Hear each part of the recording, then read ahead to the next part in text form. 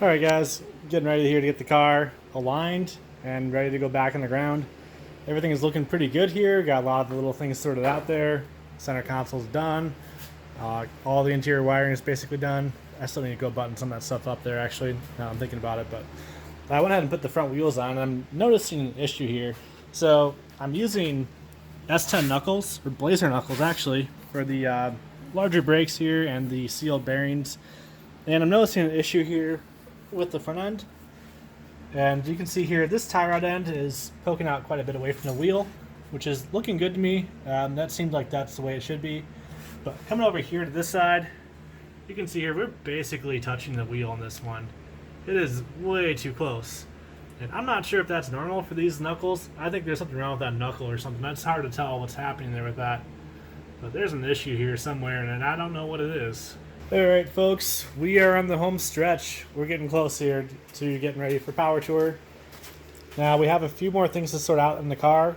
As you saw before, the steering knuckles are pretty messed up, and I realized we have to replace both of them here. So I went online there, talked to some guys online, and it was able to get a set shipped to me. So I have another set of these Blazer knuckles, and we're going to go ahead and swap these on here today. I also have a steering box I pulled from a Jeep Grand Cherokee. This one seems to be in better shape than any of the ones I've gotten so far that I bought new. Actually, the ones I bought weren't new, they were remanufactured. But even all the remanufactured ones were way worse than this one is.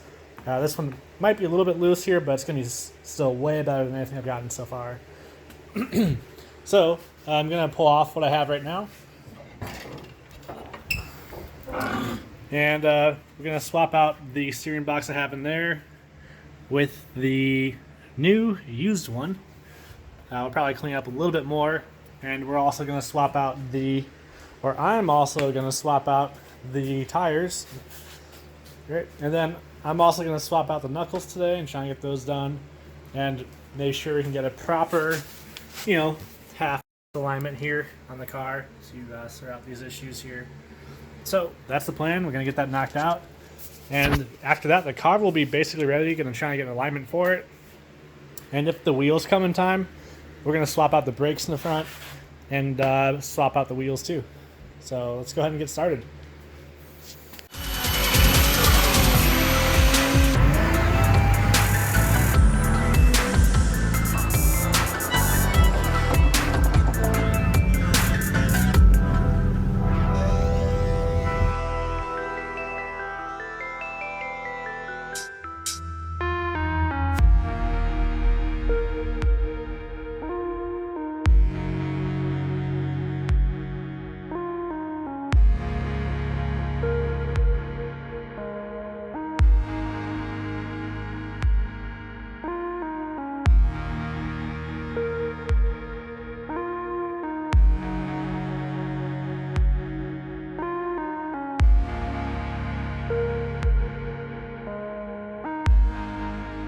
So I've got the old knuckle off now, finally. This is the old one here, this is the new one there. Both these are driver sides, and you can see here that the old one is pretty freaking bent. You can see the tie rod point there is not going straight horizontally or vertically, however you're thinking about this right now. It's bent, it's aiming up this way instead of going straight up and down this way. So good thing we're replacing that. Gonna put this new one on here and get this back going again. So should be nice, and this should solve like all of the bump steer that I've had now between these new knuckles here and that bump steer kit I've got. This should solve all those problems.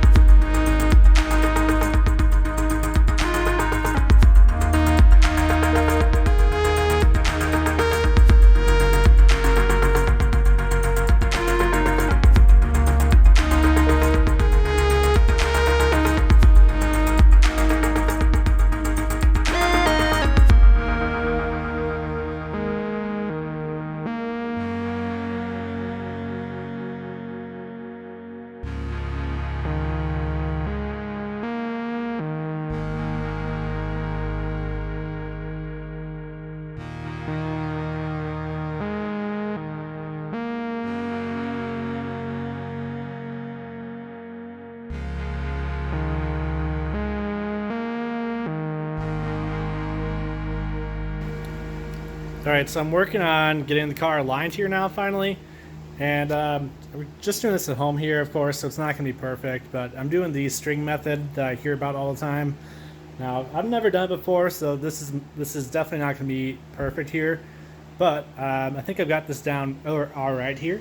So what I've done here is I've basically measured the distance between the jack stands in the back, and basically set my distance here from the stud. And on this side we have right about 6 3/8 here or so. Is that distance there, and it should be the same on the other side as well too. And the distance between the jack stands is the same as well. And if I come up here, this is where we're going to set our toe here, and I can see here that I have 4 and just right here. Come on. All right, so 4 and just under 3/8 on this side of the wheel, and on this side of the wheel, we're looking at 4 and on this side of the wheel, we're looking at 4 and about 3/8 or so, maybe just a hair underneath it. Yeah, there we go. Yep. Yeah, so just about a hair underneath 3/8 or so. And so I try to get them pretty close here. Obviously, it's not going to be perfect here. It looks like I might have just a tiny bit of toe in here, maybe, on this side. The other side is pretty good as well, too. So I'll just double check the back side here as well. And if I measure the distance from the string to the stud again, looking at about, well, this side's a little bit different here. We need to go 4 or 6 3/8 on this side. We're about 6 1/4. We'll just go ahead and adjust that.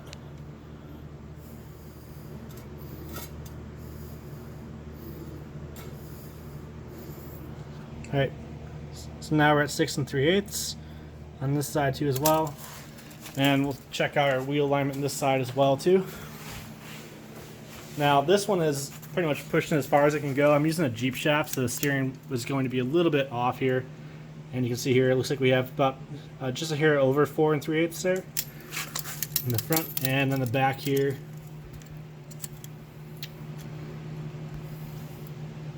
Same thing as well there, just hair over 4 3/8 on this side.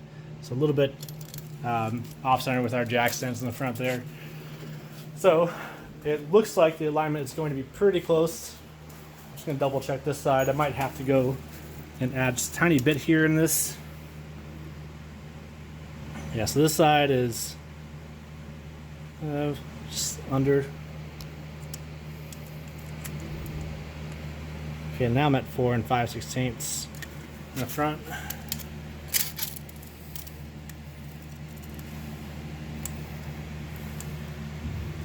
And about 4 3/8 in the back there, maybe. And it's not an exact science here, so I think I might push the. It's really close, man. I might push the front out just a tiny bit more actually, and unlock that.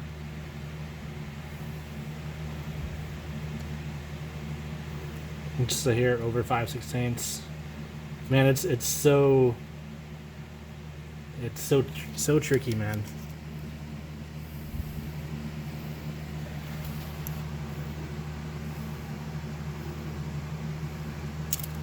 Alright, well, I'm going to take off a little bit off the front here on this side to see if I get that toe a little bit more perfect.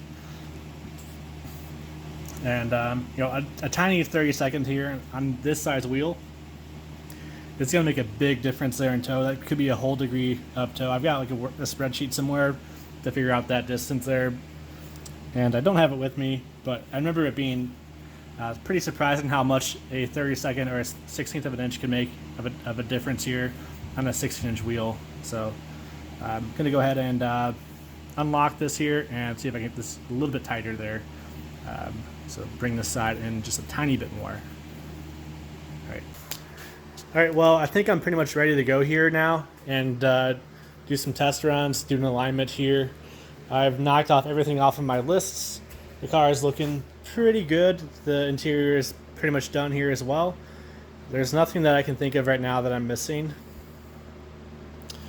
Well, I guess we'll see how this goes. So the plan is I'll look up getting an alignment here. Maybe I can do it tomorrow during the week here.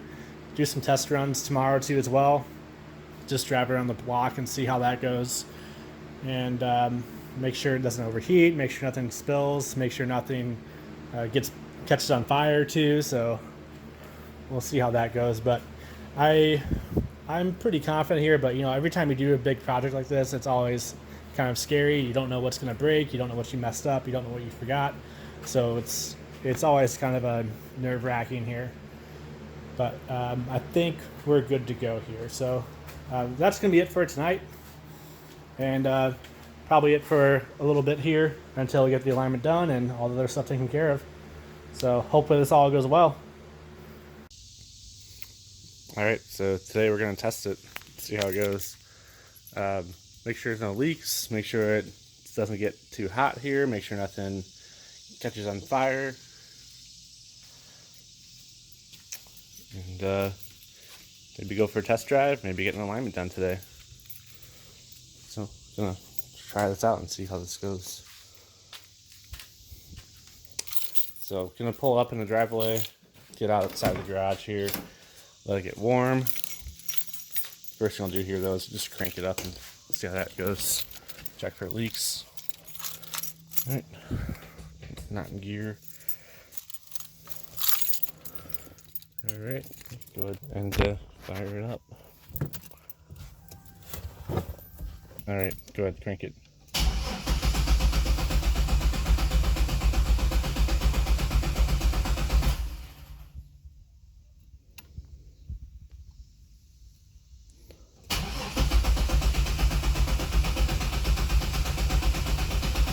Something's wrong.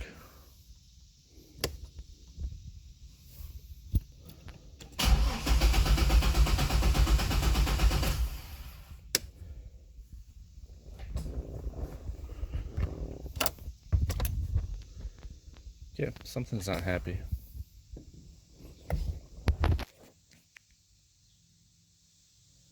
I need to think about this.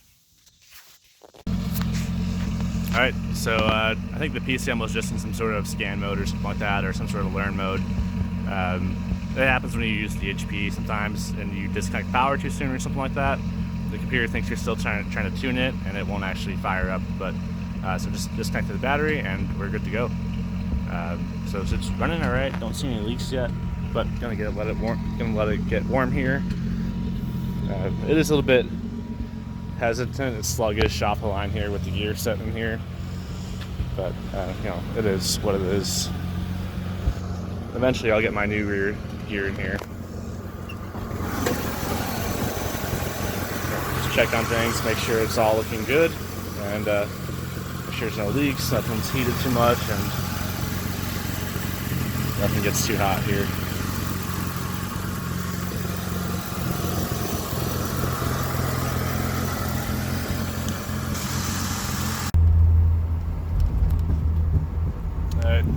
Quad box is on right now. Ooh, lightning. That's cool.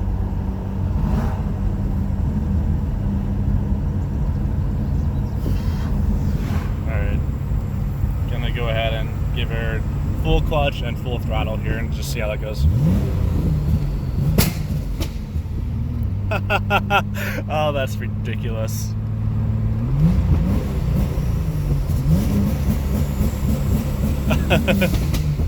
Oh, that's bad.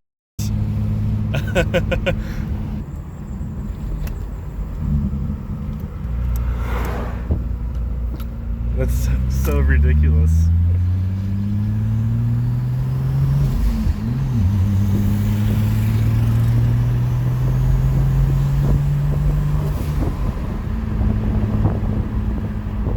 Oh my God, that's nuts.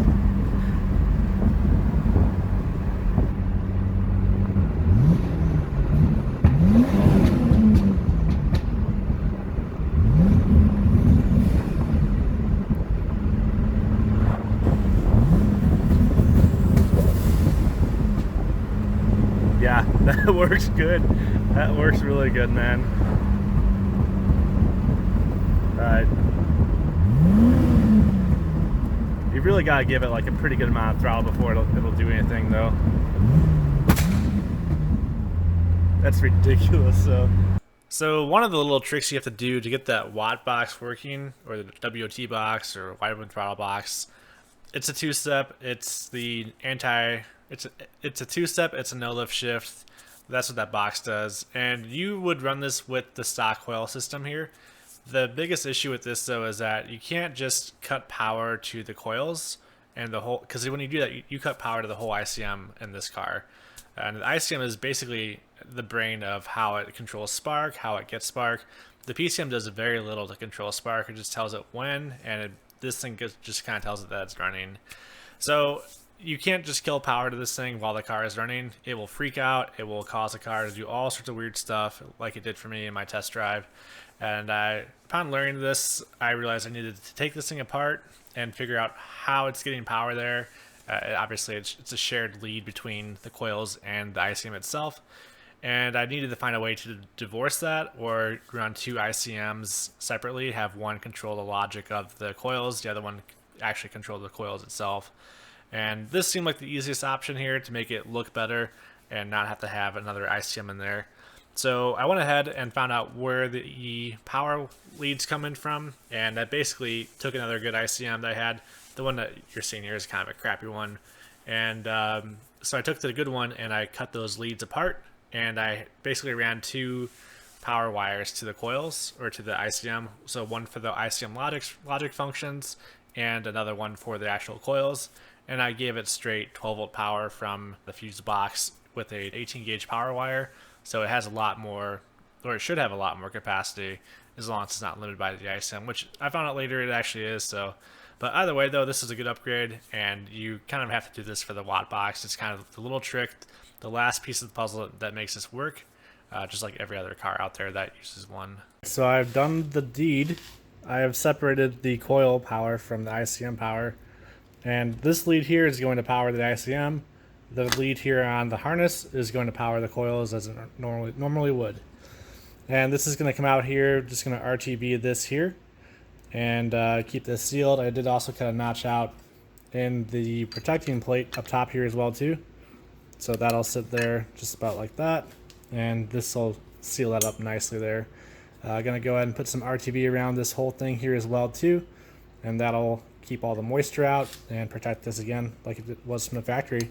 So the ignition control module is all put together now. I've got some RTB around all of the edges here of that plate to keep all the moisture out of this. You can see the wires coming out here off the side. So that part is basically done. Okay, and coils will sit on top of this, and that wire will not get in the way of that at all. Now, because I'm doing that, I have a power wire for the coils now, and I have a power wire for the ignition control module as well now too. And so I need to run an extra power wire to here, or tee off of this. And I've decided to go ahead and just run an extra wire here to the coil box here, to the ICM. That way we can give the modules here a bit of a more clean power source, and maybe a bit more voltage because of less voltage drop throughout the wire there. These stock wires here are pretty small, so I figured, probably a good idea. I'm not sure if it's actually going to help at all, but the wires are already here, so I might as well just run that.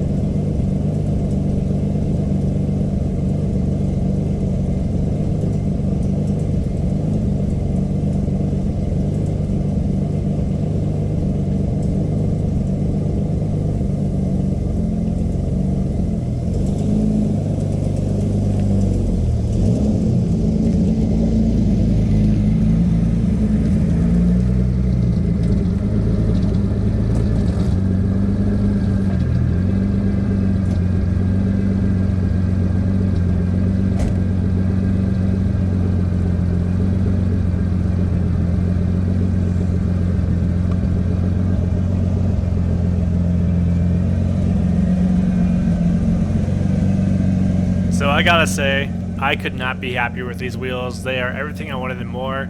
It was so hard to find a wheel that fit this car properly, I think, at least in my opinion. I wanted something that looks a little bit like the factory wheel, and it was hard to find that, but I'm super happy with it. And I'm super thrilled that I got to take this car on Power Tour with it looking like this. It was amazing. So, but you'll have to check up on that later. Thanks for watching, and I'll catch you in the next one.